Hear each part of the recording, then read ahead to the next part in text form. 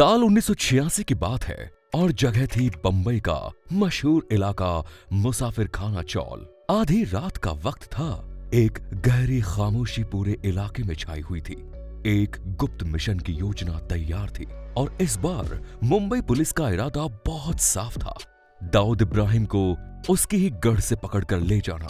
दाऊद इब्राहिम, वो नाम जो अब हर किसी की जुबान पर था, जो हर आम और खास की जिंदगी में खौफ की एक लहर की तरह घुल चुका था। ये वही दाऊद था जिसने खुद को बंबई की अंडरवर्ल्ड दुनिया का डॉन बना लिया था। पुलिस का मिशन इस बार आसान नहीं था। वो जानती थी कि दाऊद को पकड़ने के लिए किसी भी तरह की चूक नहीं होनी चाहिए। कमिश्नर ने अपनी टीम में केवल वही अफसर चुने थे जिनकी ईमानदारी और बहादुरी पर पूरा यकीन किया जा सकता था। पूरी तैयारी के बाद कमिश्नर ने अपनी टीम को एक इशारा किया और पुलिस का काफिला मुसाफिर खाना की ओर बढ़ चला। ये वही मुसाफिर खाना था जहां दाऊद का अड्डा था, जहां वो अपने खास कामकाज को अंजाम देता था। गहरी रात और सड़कों पर पसरा सन्नाटा पुलिस की टीम के इरादों को और पुख्ता कर रहा था। हर एक अफसर अपनी जगह तैनात था। सबकी निगाहें एक ही लक्ष्य पर थी, दाऊद इब्राहिम। जैसे ही काफिला मुसाफिर खाने के करीब पहुंचा, एक अजीब सा तनाव माहौल में घुल गया। किसी को इस बात का अंदाजा नहीं था कि आगे क्या होगा, पर हर कोई तैयार था। जब वे मुसाफिर खाना के उस पुराने और मशहूर 2 मंजिला चौल की तरफ बढ़े तो वहां के मकान जैसे किसी अनहोनी का आभास दे रहे थे। पुलिस दाऊद के अड्डे पर पहुंची, एक पुराने दरवाजे को धक्का दिया और सामने एक बड़ा सा कमरा नजर आया। जैसे ही वे अंदर पहुंचे, हर चीज अपनी जगह पर जमी हुई थी। कमरे में सन्नाटा था, पर माहौल में एक अजीब सी सरसराहट थी, जैसे किसी की मौजूदगी अभी भी महसूस की जा सकती हो। टेबल पर एक महंगी सिगार की राख धारी रखी हुई थी, जिसमें राख अभी भी सुलग रही थी।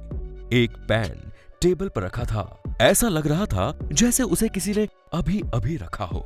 वहीं पास में एक कुर्सी भी थी, जिसका गद्दा अब भी धंसा हुआ था, जैसे कुछ पहले ही कोई वहां से उठा हो। खिड़की खुली थी, हल्की सी हवा पर्दे को हिला रही थी। हर एक चीज बता रही थी कि दाऊद कुछ पलों पहले यहां मौजूद था और अब वो यहां नहीं था। पुलिस अफसरों के चेहरों पर एक तरह की निराशा झलकने लगी। अगर वे बस 10 मिनट पहले पहुंचे होते तो दाऊद उनके शिकंजे में होता। वो 10 मिनट की देरी उनके पूरे मिशन पर भारी पड़ चुकी थी। पुलिस ने फौरन वहां के हर कोने की तलाशी शुरू की, पर वहां केवल उसके कुछ छोटे मोटे गुर्गे और रिश्तेदार ही मिले जो दाऊद के खास आदमी नहीं थे। पुलिस अफसरों की आंखों में सवालों की बौछार थी कि आखिर दाऊद को हमारे आने की खबर कैसे लगी। इस सवाल का जवाब जानने के लिए हमें दाऊद की पुरानी कहानियों में झांकना होगा। इसकी शुरुआत होती है 1975 से, जब दाऊद का नाम पहली बार बंबई की अंडरवर्ल्ड दुनिया में गूंजने लगा। उस वक्त करीम लाला का पठान गैंग पूरे मुंबई पर अपनी दहशत कायम किए हुए था। करीम लाला और उसकी गैंग का खौफ इतना ज्यादा था कि लोग उनके नाम से कांपते थे। चाहे किसी को लूटना हो या किसी के सम्मान के साथ खिलवाड़ करना हो, पठान गैंग किसी भी हद तक जा सकता था। इस गैंग का खौफ इतना था कि बंबई की पुलिस भी उससे खौफ खाती थी। लोग जानते थे कि अगर किसी के खिलाफ करीम लाला खड़ा हो जाए तो उसकी खैर नहीं होती। उसी समय कुछ पुलिस अफसर ने यह योजना बनाई कि दाऊद को करीम लाला के खिलाफ खड़ा किया जाए।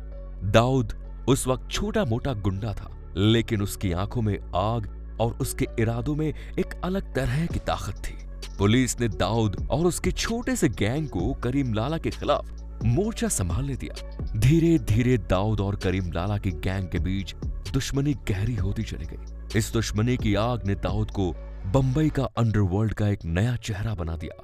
दाऊद का बड़ा भाई शब्बीर इस दुश्मनी में मारा गया और यह घटना दाऊद के जीवन का एक बड़ा मोड़ बन गई। अपने भाई की मौत ने दाऊद को एक नए और भी खतरनाक इंसान में तब्दील कर दिया। दाऊद ने अब अपने दुश्मनों से बदला लेने का मन बनाया। उसने अपनी गैंग को और भी मजबूत किया और बंबई की सड़कों पर अपनी पहचान बनाने के लिए खून की होली खेलनी शुरू कर दी। बंबई में अब एक नया डॉन उभर गया था। उसकी ताकत का अंदाजा इस बात से लगाया जा सकता है कि बड़े बड़े लोग उसके सामने सिर झुकाने लगे थे। यहाँ तक कि पुलिस भी उसके प्रभाव से बच नहीं पाई। कई अफसर उसकी मदद करने के लिए तैयार थे और कुछ पुलिस वाले तो उसके लिए ही काम करने लगे। समय के साथ दाऊद का नाम इतना बढ़ गया कि वो पुलिस के काबू से बाहर हो गया। अब वो अपने हर काम में पुलिस को भी शामिल करने लगा और जो अफसर उसके खिलाफ खड़े होते उन्हें वो अपनी मर्जी से हटा देता। इस पूरे वक्त में दाऊद की ताकत और उसका खौफ इतना बढ़ रहा था, लेकिन कुछ ईमानदार अफसर ने यह ठान लिया कि दाऊद को रोका जाए और उन्होंने तय किया कि इस बार उसे खत्म करके ही दम लेंगे। ये वही समय था जब एक बड़े ऑपरेशन की योजना बनाई गई। पुलिस कमिश्नर DS सोमन ने दाऊद को गिरफ्तार करने का वारंट जारी कर दिया और उसके खिलाफ चल रहे पुराने सारे केस फिर से खोल दिए। ये वही समय था जब एक बड़े ऑपरेशन की योजना बनाई गई। पुलिस कमिश्नर DS सोमन ने दाऊद को गिरफ्तार करने का वारंट जारी कर दिया और उसके खिलाफ चल रहे पुराने सारे केस फिर से खोल दिए। पुलिस के कुछ अफसरों का मानना था कि अगर दाऊद को समय रहते नहीं पकड़ा गया तो वो मुंबई में कानून व्यवस्था के लिए एक गंभीर खतरा बन जाएगा। इसके बाद कमिश्नर सोमन ने बंबई में माफियाओं के खिलाफ एक बड़ा अभियान शुरू किया और इस बार उनकी नजरें खासकर दाऊद पर थी। ये वही ऑपरेशन था जिसमें उन्होंने मुसाफिर खाना पर धावा बोला था। उस रात की नाकामी पुलिस के लिए एक बड़ा झटका थी। उन्होंने दाऊद को पकड़ने के लिए इतनी मेहनत की थी, लेकिन फिर भी वो उनके हाथ से निकल गया। इसके बाद एक हाई लेवल मीटिंग हुई जिसमें इस ऑपरेशन की असफलता पर चर्चा हुई। सबके मन में एक ही सवाल था, आखिर दाऊद को हमारे ऑपरेशन का पता कैसे चला? जब पुलिस ने फोन रिकॉर्ड्स की जांच की तो ये पाया गया कि उनके पहुंचने के 10 मिनट पहले ही किसी ने दाऊद को फोन किया था और उसने वहां से भागने का प्लान बना लिया। ये शक और भी गहरा हो गया कि उसके मददगार पुलिस के भीतर से ही थे। वो बंबई से दिल्ली और फिर वहां से दुबई निकल गया, जबकि बंबई पुलिस के पास उसका पासपोर्ट भी था। ये पूरी घटना एक सबक बन गई। अगर वो उस रात 10 मिनट पहले पहुंच जाते तो शायद दाऊद एक बड़ा डॉन न बन पाता और मुंबई का इतिहास कुछ और होता। दाऊद का भाग जाना सिर्फ एक व्यक्ति की हार नहीं थी, बल्कि एक पूरे सिस्टम की विफलता का प्रतीक था। उस रात की वो 10 मिनट की देरी जिसने दाऊद को एक अंतर्राष्ट्रीय माफिया बनने का मौका दिया।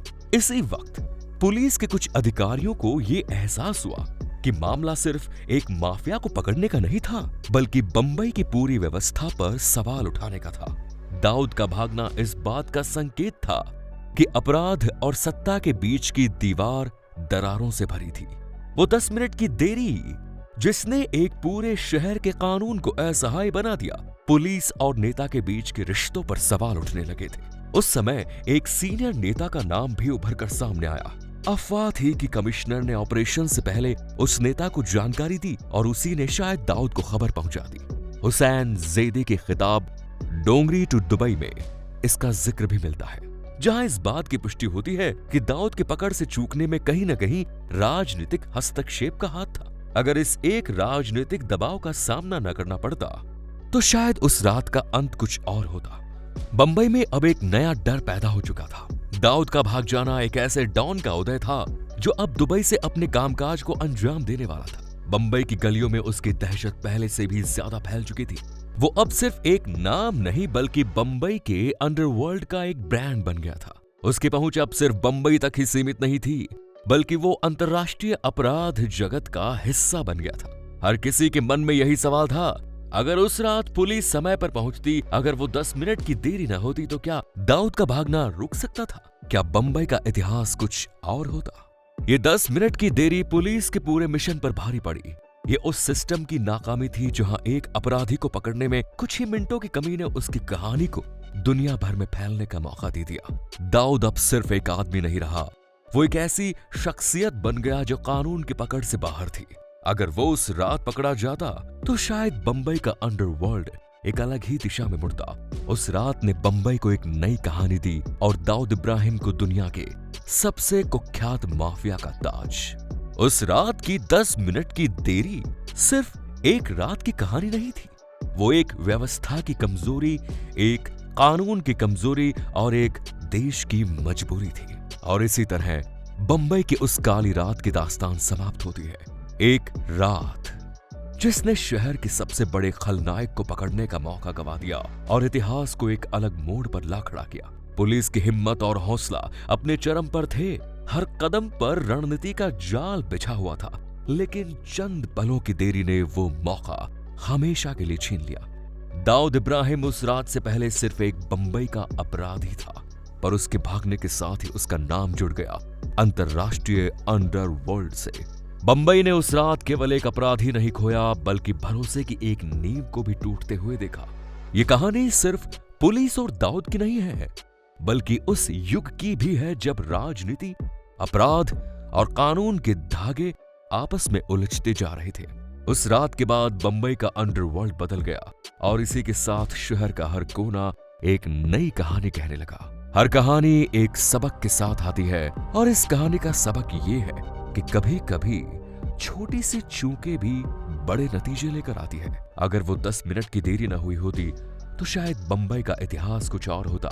ये कहानी इस बात की याद दिलाती है कि कभी कभी समय पर उठाया गया एक छोटा सा कदम इतिहास को हमेशा के लिए बदल सकता है।